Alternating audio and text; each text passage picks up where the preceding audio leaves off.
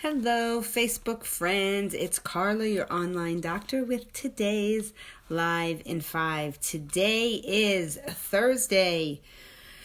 Wow, it's August 1st. It is 5:05 p.m.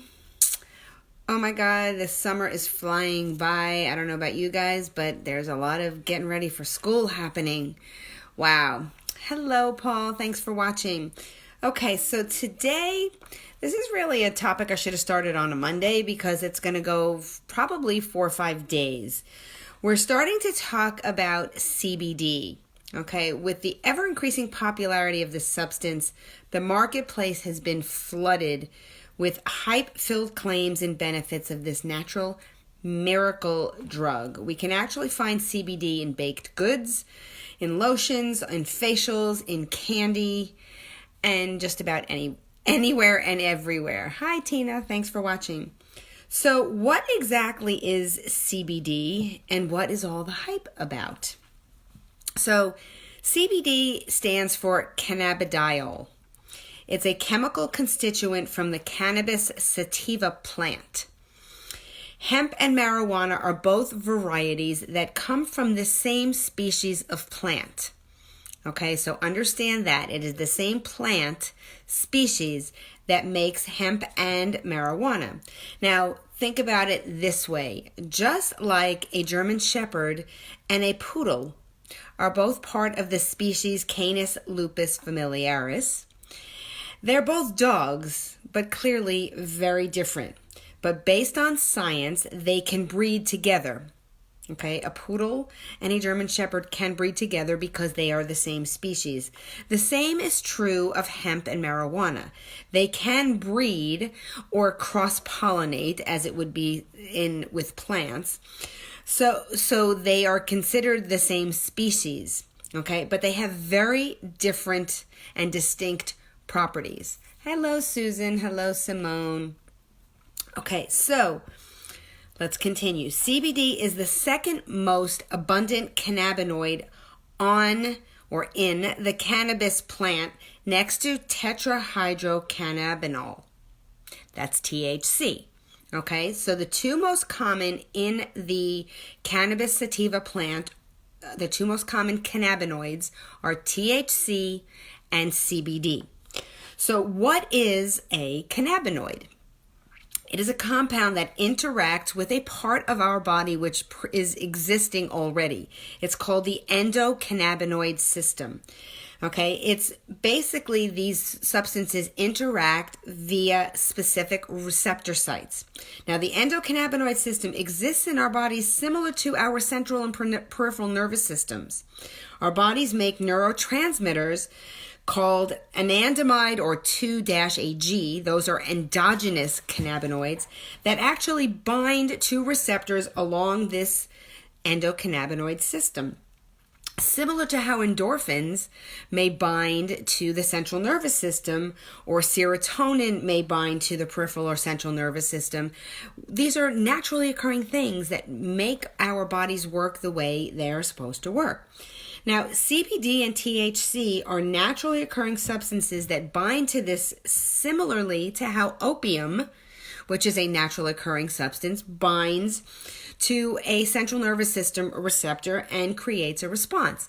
So CBD and THC are phytocannabinoids, meaning they come from plants, where anandamide, which is an endogenous one, comes from the body. Okay, same thing like endorphins, serotonin, bind to certain receptors. And then you have things like opium, which is a phyto equivalent that would bind to those receptors. I hope that's making sense and differentiating between the two. Now, the receptors for the endocannabinoid system exist in the peripheral nervous system and the central nervous system, but are distinct and separate and are called CB1 and CB2. Now, the way cannabinoids like CBD and THC affect our bodies depend largely upon the way they interact with those two specific receptors. Okay, so THC is more bound to CB1 and CBD is more bound to the peripherally existing CB2 receptors. We're going to get into that a little bit more. So by law, The Agricultural Act of 2018 states that hemp-derived CBD has to meet the requirement of having less than 0.3%, 0.3% THC to be legal in all 50 states in the United States. However, marijuana-derived CBD oil remains restricted in many states. So if you live in a state where it's not restricted, you will be able to buy either one. But if you live in a state where THC or marijuana-derived CBD is restricted, it is considered illegal. Now, the CBD I use is hemp-derived, so it is the safest, and I'm going to discuss more about that tomorrow and next week. Now, marijuana may contain as much as 30% THC, and the marijuana-derived CBD contains anywhere between the 0.3% and 30%, depending on the manufacturer. Okay, so the big question is, does CBD oil get you high? And the answer really is no, because it comes back to those receptors, the CB1 and CB2. THC fits into receptors in the brain, the CB1 receptors, which produce those psychoactive effects, or those euphoric effects that people experience when they smoke marijuana and get high. CBD does not fit into those receptors and will not cause that same sensation because they bind to the CB2 receptors, which exist some in the brain, but more peripherally.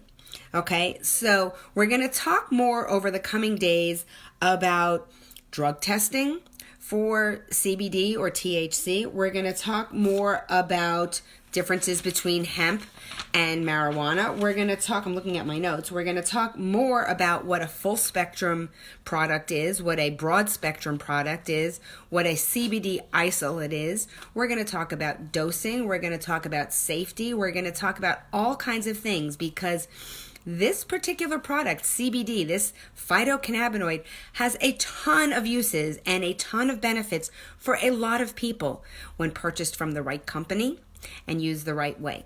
So stay tuned, because I'm going to talk more about it tomorrow, Monday, and at least Tuesday. That's what I have notes already prepared for.